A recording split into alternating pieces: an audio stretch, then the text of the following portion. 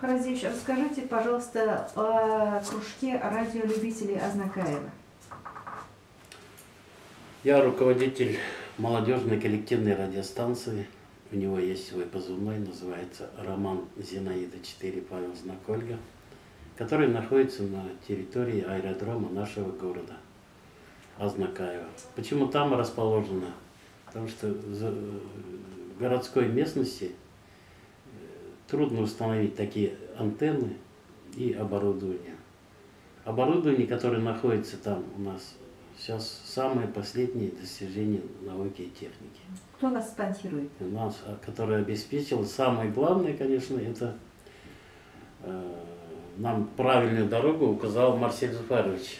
Это с первого же дня вступления в должность как главы Азнакаевского района.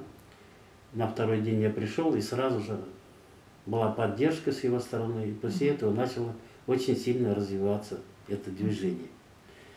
Помогали сперва администрация города, а потом исполнительный комитет очень сильно в данный момент с нами контактирует по любым вопросам, которые нам нужно. Исполнительный комитет, конечно, очень хорошо работает, но наверняка об этом знает и глава администрации, я так думаю. Нефтяники, самое главное, наш депутат Мухаммадеев Рустам Набиевич обеспечил нас самой совершенной техникой в данный момент. И другие организации, я их всех помню, зимой очистка дороги, питание детей, ну все управление образованием к этому очень хорошо относится. Вот сколько детей на сегодняшний день у вас занимается? Ну сейчас уже больше 125, где-то 150. И вот что дает им кружок? Как сказать, вот вопрос такой. Занятия в радиокружке, это же не только проводишь радиосвязи. Например, ученик садится за радиостанцию, он видит, какое оборудование там находится, и видит антенны, и понимает, что такое радиоизлучение. Это уже относится к физике. Сели за радиостанцию, начали вещать, у него уже разговорный язык появляется. Как правильно разговаривать, вот.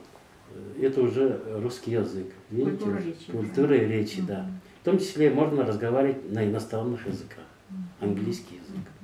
Дальше стоит у нас компьютер.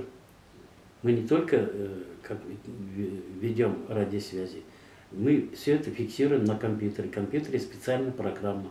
И дети, которые обучаются у нас, они не только могут управлять компьютером, они могут и писать свои программы.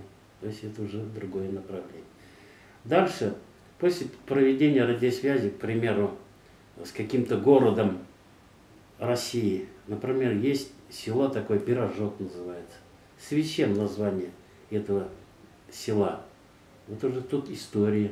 В Челябинске есть город Яя называется, 2 буквы. Большая. Вот. И ребята интересуются названием этого города, узнают, почему именно это. И, естественно, рассказывают, почему город Азнакаев назван именно городом Азнакаев. Это уже история. Участвуют в соревнованиях, это уже технический вид радиоспорта. Не надо никуда выезжать за пределы России или куда-то. Можно, находясь на основной базе на территории аэродрома, где находится наша радиостанция, участвовать вплоть до чемпионата мира.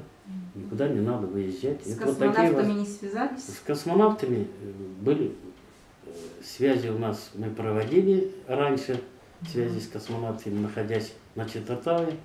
В данный момент Татнефть организовала грант, второй грант, они как бы создали.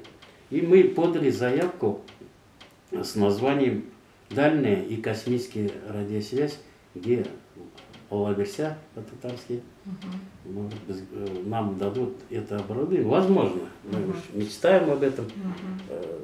То есть оборудование для проведения с космонавтами. Не только проведение с космонавтами. После того, как мы будем проводить связи с космонавтами, эти данные мы отсылаем в МКС, и они помогают научному направлению такой. Мы им будем данные отсылать, в какое время, как связались, как входила радиосвязь. И вот дальнейшее развитие эту. Ну вот, которые ребята желают заниматься в радиокружке, куда они могут обращаться? Вот как вас найти? Мне найти уж можно по сотовому телефону, и